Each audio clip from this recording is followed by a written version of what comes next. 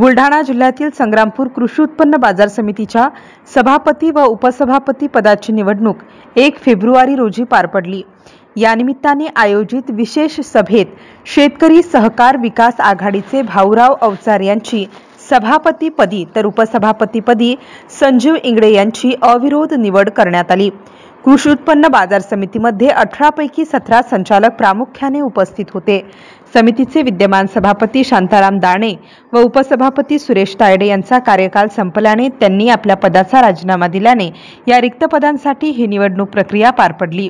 महाराष्ट्र कृषी उत्पन्न खरेदी विक्री विकास नियमन अधिनियम 1963 चे कलम 19 अन्वये शनिवार दिनांक 1 फेब्रुवारी 2025 रोजी सकाळी 11 वाजता कृषी उत्पन्न बाजार समितीच्या सभागृहात विशेष सभेचे आयोजन करण्यात आले होते।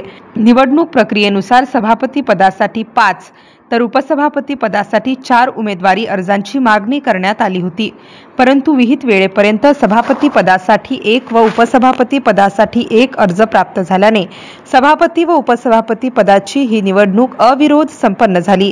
या प्रसंगी संग्रामपूर कृषी उत्पन्न बाजार समितीचे नवनिर्वाचित सभापती व उपसभापतींचा सर्व संचालक व कर्मचाऱ्यांच्या वतीने शाल श्रीफळ देऊन सत्कार करण्यात आला। तर जळगाव जामोद विधानसभा मतदारसंघाचे आमदार डॉक्टर संजय कुटे यांनी निवडून आलेल्या उमेदवारांचे आपल्या निवासस्थानी अभिनंदन करून पुढील वाटचालीस शुभेच्छा दिल्या। MCN न्यूज मराठीकरिता संग्रामपूरवरून प्रतिनिधी रवींद्र शिरस्कार।